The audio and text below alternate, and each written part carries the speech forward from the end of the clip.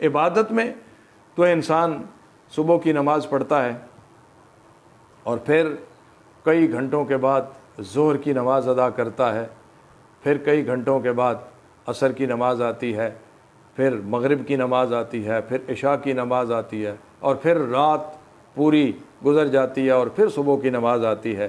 یہ اللہ کی طرف سے جو اس پر ڈیوٹی ہے، جو اس کے فرائض ہیں، جو حقوق اللہ ہیں، یہ بات قابل غور ہے۔ یہ اللہ کے حق ہیں اور ہمارے فرض ہیں، ہماری ذمہ داریاں ہیں۔ ذمہ داری کو فرض کہتے ہیں۔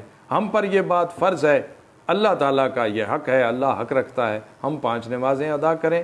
سال کے بعد رمضان شریف کے روزے آتے ہیں، 1 مہینہ ہم رکھتے ہیں۔ اگر کوئی شخص صاحب استطاعت ہوتا ہے اور ماحول ٹھیک ہوتا ہے تو وہ شخص اس پر حج فرض ہے، اگر وہ صاحب نصاب ہے تو اس پر زکوٰۃ فرض ہے۔ تو یہ سال بعد ہم نے 1 سال کے بعد زکوٰۃ دینا ہوتی ہے۔ زندگی میں 1 بار اگر استطاعت ہو تو حج ہم پر فرض ہوتا ہے، وہ ہم نے ادا کرنا ہے۔ 5 وقت کی نمازیں کئی گھنٹوں کے وقفے کے بعد ہم ادا کرتے ہیں۔ صاحب نصاب ہوتے ہیں تو سال کے بعد زکوٰۃ فرض ہوتی ہے۔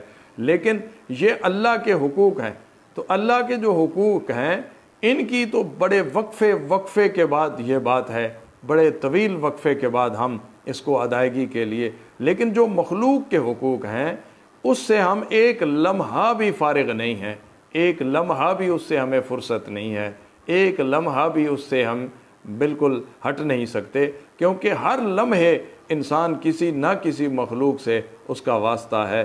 انسان کے حقوق ہیں، حیوان جن کے پاس حیوان موجود ہیں ان کے بھی حقوق ہیں۔ اس لیے انسان کو ان باتوں پر بہت غور کرنا پڑتا ہے، اور اسی کی سب سے زیادہ انسان جو ہے وہ لاپرواہی کر رہا ہے، اور اسی سے انسان روگردانی کر رہا ہے۔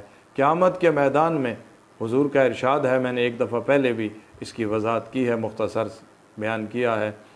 قیامت کے میدان میں ایک تو حقوق اللہ ہیں، اللہ تعالیٰ اس کو معاف فرما دے گا، یہ اس کی شان کے لائق ہے۔ وہ اپنے حق ہیں اس کے، وہ اپنے حق مخلوق کو معاف کر دے تو یہ اس کی شان کریمی ہے، وہ اپنی شان کریمی کے تحت مخلوق کو اپنے حق معاف کر دے۔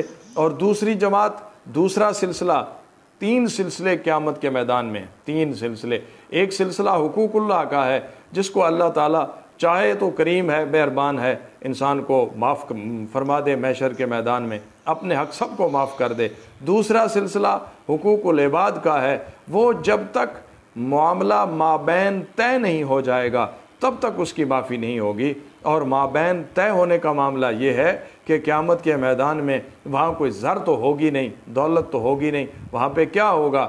وہاں اس شخص کی نیکیاں اس شخص کو دے کر اس کا معاملہ پورا کیا جائے گا، اگر ختم ہو جائیں گی تو اس شخص کے گناہ اس کے سر پر ڈال کر اس کا معاملہ پورا کیا جائے گا۔ تو دوسری وہ جماعت اور دوسرا وہ معاملہ ہے حشر کے میدان میں کہ جب تک مخلوق کے معاملات مخلوق کے درمیان طے نہیں ہو جاتے تب تک ان کی بخشش نہیں ہو سکے گی۔ اور تیسرے کفار ہیں جن کو جہنم میں دھکیل دیا جائے گا۔ تو یہ 3 قسم کے معاملات حشر کے میدان میں ہوں گے۔ تو 3 قسم کے معاملات ہیں، ان تینوں میں سے جو مشکل ترین معاملہ ہے وہ ہے انسان کے لیے حقوق العباد کا۔